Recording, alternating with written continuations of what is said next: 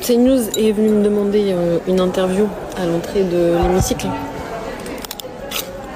Même le culot est choqué. Salut tout le monde, j'espère que ça va. Donc aujourd'hui, nouvelle vidéo zapping. Aujourd'hui les amis, on retourne sur Twitter, se regarder encore énormément de tweets. Mais avant de commencer la vidéo, je vais faire une chose que je n'ai jamais fait. C'est la pub d'un abonné qui a un snap qui s'appelle Nono Darka, qui poste du contenu sur l'actualité, sur le ton de l'humour. Mais je vais faire aussi un gros disclaimer, les amis, c'est la première et la dernière fois que je le fais, parce que je sais pertinemment que sinon je vais avoir énormément de messages.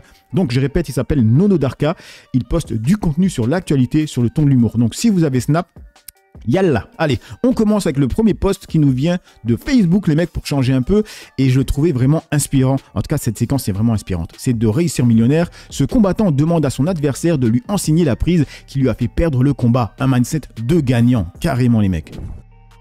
Mais il n'y a pas de son. Regardez la technique. En fait, il passe le bras droit.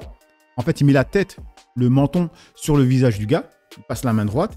Il passe la main gauche en dessous. En tout cas, il tient le biceps, son biceps gauche avec sa main droite. Et il passe la main en dessous. Et c'est là où il met... Vous voyez déjà, là, comment je parle. Et il met son poing là. C'est finito.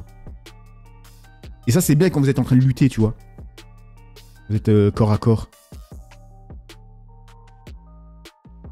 Mettez votre poing, c'est une dinguerie. Vous voyez? C'est une dinguerie. Putain.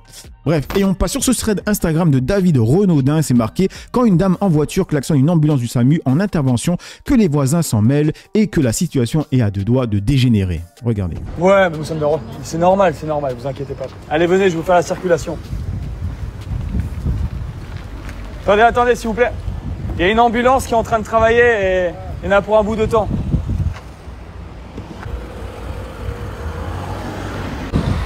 Allez-y, allez-y. Au revoir. Voilà, pas besoin de s'énerver, ça sert à rien les amis. Bah pour moi, madame n'avait pas à klaxonner étant donné qu'il y avait une ambulance avec les bleus. Mais bon, à quoi bon lui en mettre plein la poire, hein. Elle était peut-être pressée. Et comme elle m'a dit, en me demandant gentiment, bah, il n'y a pas de souci. Donc voilà. Moi, mon... Ok, du coup, dans les commentaires, une vraie question. Ça sert à quoi de filmer cette interaction? À sensibiliser celles et ceux qui s'emportent pour rien alors qu'il existe des solutions. Ok, ouais. Et il y avait un commentaire intéressant, pertinent, je trouve. C'était... Attendez, il est où? Ah oui, celui-là. On est tellement centré sur soi que ça devient vraiment problématique aujourd'hui. On n'a plus de discernement. C'est vraiment triste. C'est complètement ça, les mecs. Oh là là, c'est relou, faut que je me connecte. Bref, c'est complètement ça, les mecs. Et on passe sur le tweet de Tribune Populaire qui a marqué « C'est un deepfake où Jordan Bardella demande vraiment s'il y a la climatisation dans un véhicule sans porte. » Non, non, c'est pas un deepfake, hein, il a juste fait une vanne. Et d'ailleurs, il en est très fier hein, parce qu'il a répété 2 fois. Regardez. Il n'y a pas la clim là-dedans. Non, il n'y a pas la clim là-dedans. Ils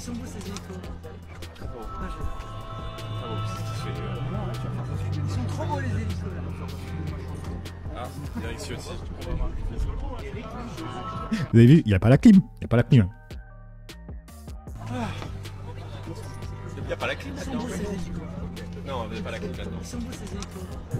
Bref, et on passe sur le tweet de Gaspard G. C'est marqué « Ce moment existe. Les amis, tendez l'oreille. C'est lunaire. C'est lunaire. » Plus personne ne peut laisser son enfant tranquille dans la rue. Elle dit « Plus personne ne peut laisser son enfant dans la rue. » D'accord? Donc on est en train de parler d'enfants. Et regardez Morandini ce qu'il va dire. Plus personne ne peut laisser son enfant tranquille dans la rue. Le problème, c'est qu'à chaque fois, enfin, ou alors c'est moi, hein, je sais pas, c'est peut-être moi, mais je trouve qu'il y a des solutions simples. Par exemple, dans un cas comme ça, à ce mec-là, il faut lui dire, ok, le jugement, on vous remet en liberté, mais vous n'avez plus le droit de venir dans la ville. C'est lui qui dit ça. Ce mec a été condamné. Vous savez pourquoi? Et c'est lui qui dit ça. C'est un sketch. Sérieusement. Et on continue avec le tweet d'Impact Média et c'est marqué « Bonjour Céline Pina, vous avez affirmé que le collectif 667 du rappeur Freeze Corleone serait un groupe islamiste en vous appuyant sur une théorie pour le moins étrange. 6 plus 6 plus 7 égale 19 et puisque le 1 serait le début et le 9 la fin, cela signifierait islam. » Elle a dit ça les mecs, regardez. L'objectif, il s'appelle 667 parce que l'addition des 3 chiffres donne 19 et qu'en islam, le 1 c'est le début, le 9 c'est la fin et donc ils se revendiquent. Ils font peu d'actions ensemble, ils produisent peu d'albums ensemble, mais ils se revendiquent d'un lien qui est un lien qui passe par la foi. C'est-à-dire que quand on leur demande quel est le minimum requis, c'est vraiment la foi et c'est des références à un islam très particulier puisqu'il va mélanger l'islam, la pop culture et des références très Avengers, etc. Donc on est dans un monde qui est... L'islam, la pop culture et les Avengers? T'es sérieuse? Effectivement, mélange complotiste. Il s'appelle... Complotiste aussi, tu vois, tant qu'à faire, tant qu'on y est. Ouais, et c'est elle qui a dit ça là dernièrement. La plupart des gamins qui ont eu des structures d'éducation, à la fin, quand vous regardez quand même chez les immigrés qui réussit et qui ne réussit pas, et que vous rentrez dans le détail et que vous voyez l'importance accordée aux études, bah c'est curieux. Chez par exemple les Asiatiques, l'importance accordée aux études est très importante. Les enfants réussissent mieux que les natifs. En revanche, dans les pays du Maghreb, on estime que l'école, l'éducation, tout ça, c'est une perte de temps. Résultat, les enfants maghrébins et les enfants turcs sont parmi souvent ceux qui échouent le plus à l'école. Et c'est lié aussi à un investissement des familles. BFM, CNews, LCI, voilà. Ils n'apportent aucune preuve de ce qu'elle avance. Elle apporte aucune preuve de ce qu'elle avance. C'est incroyable cette meuf. Elle est complètement perchée. Franchement. Et on passe sur le tweet de Citizen Media, c'est marqué Alerte Info. Leur hiérarchie, l'armée israélienne, leur ont donné le droit de tirer sur les civils gazaouis, désormais qui attendent de l'aide humanitaire, déclare le journaliste Haaretz à BFM TV. Absolument, nous avons rencontré avec Fantine Danzer, l'un des co-auteurs de cette longue enquête du journal Haaretz. C'est une enquête qui revient sur le témoignage de plusieurs militaires israéliens. Il y a des soldats, mais également des officiers qui étaient à Gaza ce dernier mois, lorsque l'aide humanitaire a repris à Gaza à travers 3 centres de distribution d'aide humanitaire. 3 sont basés dans le sud de la bande de Gaza, un plutôt au centre de l'enclave. Et ce que racontent ces témoignages de ces soldats anonymes, c'est que effectivement le commandement, leur hiérarchie, leur a ordonné le droit de tirer sur des civils gazaouis désarmés qui attendaient de l'aide humanitaire, comme cela se fait chaque jour, alors qu'ils ne représentaient aucune menace. Et c'est bien cela le problème, c'est que ces soldats n'étaient manifestement pas formés à gérer cette aide humanitaire. Et il faut aussi bien comprendre et bien avoir en tête qu'au moment où ça arrive, dès qu'on autorise les Gazaouis à aller chercher cette aide humanitaire, ils sont plusieurs centaines, voire plusieurs milliers, et ça se transforme très vite en chaos. Pourquoi? Parce que ces soldats n'ont pas été formés pour ça. Et donc il n'y a pas de sommation, il n'y a pas d'officiers ou de militaires pour contrôler cette foule de population. Et donc très vite, dès que d'après eux, ils représenteraient une menace, eh bien ils avaient ordre de tirer sur eux. Et l'un de ces soldats explique qu'entre 1 et 5 civils étaient tués chaque jour alors qu'ils ne représentaient aucun danger. Voilà ce que nous explique ce journaliste de Haaretz au micro de Fantine Danzer. Écoutez. C'est la question de l'intention qui compte. Les commandants de Tsahal veulent-ils tuer des civils palestiniens? Je pense qu'ils ne le veulent pas, mais c'est une question d'indifférence. Je pense qu'ils ne se soucient pas de ce qui arrive à la population civile. L'armée israélienne a pris la décision dramatique de communiquer avec la population par le feu, ce qui est complètement fou.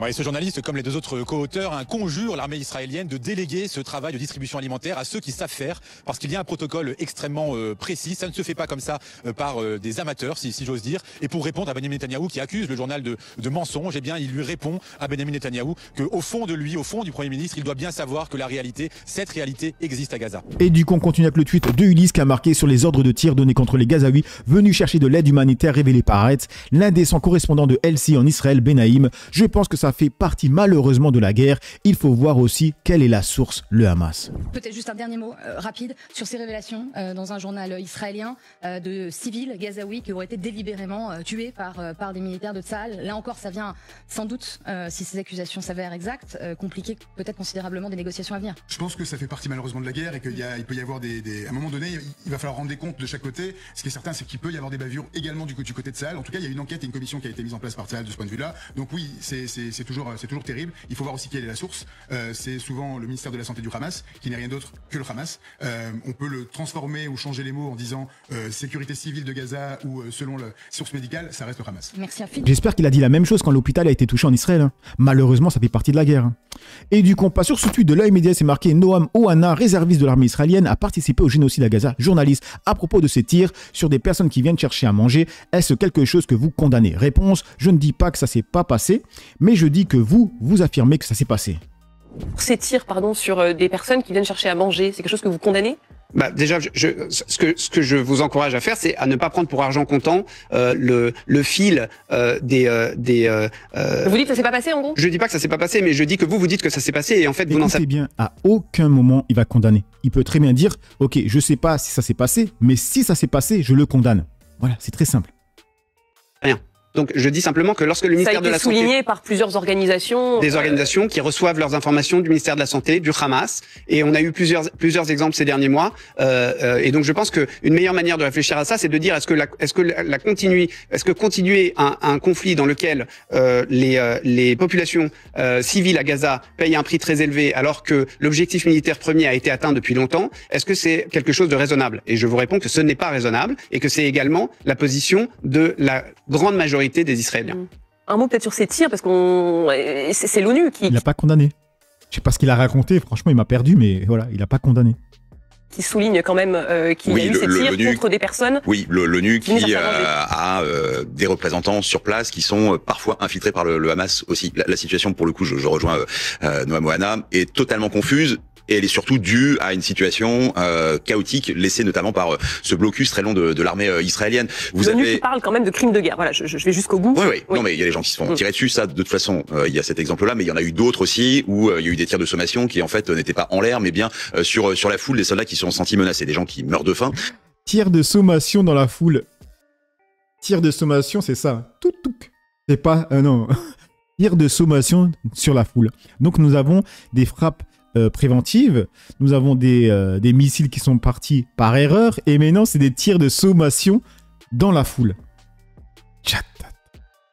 Une situation humanitaire terrible, et aussi il y a eu 7 morts parmi les soldats de Tsahal qui ont sauté sur un engin artisanal, ce qui montre que là encore l'objectif de guerre qui est d'en finir avec une idéologie, c'est illusoire. Donc il y a bien un moment où il va falloir là aussi dire stop.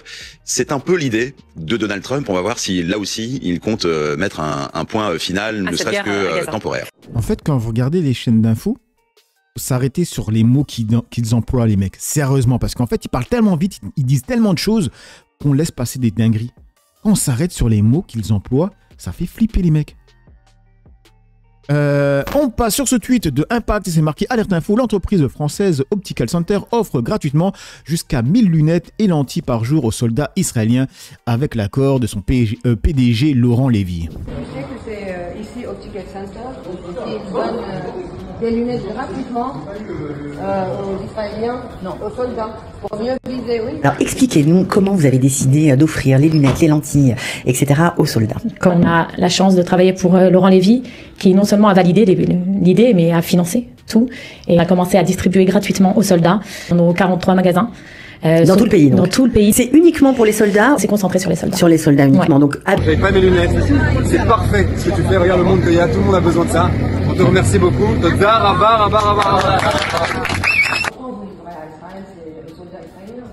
cherche les lunettes, qu'on voit bien les enfants, parce qu'on aimerait bien voir comment les Israéliens ciblent les enfants. Oui. Vous pouvez dire à vos chefs que nous, on est très intéressés par les lunettes qui livrent gratuitement aux soldats israéliens pour bien viser les enfants. Transmettez les messages. La question c'est surtout, est-ce que vous êtes au courant? Je suis même pas au courant, moi. C'est moi qui vous ai informé tout à l'heure. Je pense que c'est juste une question d'éthique. Enfin, franchement, de savoir qu'on travaille dans une enseigne qui distribue quand même des lunettes et des lentilles gratuitement à des soldats israéliens pour qu'ils puissent tirer et pour qu'ils puissent viser les enfants. Voilà. En tout cas, sachez qu'on ne vous fait pas de la publicité vraiment et qu'on fait tout pour vraiment détruire cette enseigne. Les lunettes, faut pas les nettoyer. Et du coup, il rajoute, cette opération d'Optical Center concerne uniquement les soldats israéliens. Les soldats français n'en bénéficient pas. Et on continue avec Rim Hassan qui parle donc de Optical Center, le patron d'Optical Center qui a financé les lunettes et les lentilles à l'armée israélienne. Donc elle nous met le screen de Mediapart. Le patron d'Optical Center soupçonné d'avoir blanchi 275 millions d'euros. La justice soupçonne Laurent Lévy d'avoir détourné plus de 60 millions d'euros par an entre 2018 et 2022 au détriment de son entreprise dans le but de s'enrichir. La fraude aurait fait perdre 85 millions d'euros au fisc français. Le parquet a ordonné des saisies préventives. Et on termine sur ce tweet dans la séquence avec Nelly Kounfir Noari qui dit « Je suis pour la paix à Gaza. À mon sens, la paix à Gaza ne sera possible que s'il y a une immigration massive des Gazaouis vers d'autres pays. » Elle est pour la paix à Gaza, mais sans les Gazaouis. Il ne s'agit pas d'un État palestinien. Un plan de paix, moi je suis tout à fait pour. Je suis pour la paix à Gaza. Et je suis pour la paix à Gaza. À mon sens, la paix à Gaza ne sera possible que si il y a une émigration massive des Gazaouis vers d'autres pays. Macron sera certainement enchanté vu qu'il soutient tellement les Gazaouis d'en récupérer l'immigration volontaire. Et je suis persuadée qu'il y en a beaucoup qui voudront aller en Europe ou dans d'autres pays. L'installation d'implantation, de réimplantation juive à Gaza, parce que nous avons compris que le 7 octobre est arrivé à cause de l'erreur du retrait unilatéral en 2005, de l'évacuation, de la déportation de 8500 juifs qui s'y étaient installés et qui assuraient la sécurité de tous les villages qui bordaient Gaza et de tout le pays. Et aujourd'hui, nous nous en rendons compte. Donc un plan de paix, je l'espère. D'autres pays arabes qui se joindraient aux accords d'Abraham, je l'espère. Mais la paix contre la paix, ça doit être l'équation unique qui doit guider des accords de paix supplémentaires. La paix contre la paix en demandant à la population de quitter leur terre. C'est une folie. Donc la paix, ce serait quand il ne restera plus personne à bombarder. Belle vision de la réconciliation, faire le vide, puis appeler ça la paix. Elle n'a pas compris que la Palestine est aux Palestiniens. Elle est folle. Ouais, complètement. Bref, donc voilà les mecs pour cette petite vidéo zapping réaction. Dites-moi ce que vous en pensez dans l'espace commentaire, dans la joie et la bonne humeur, sans insultes comme d'habitude. N'oubliez pas le like pour la force, petit commentaire pour le référencement. J'ai assez parlé pour le peu que j'ai parlé, à vous d'écrire. Ciao tout le monde.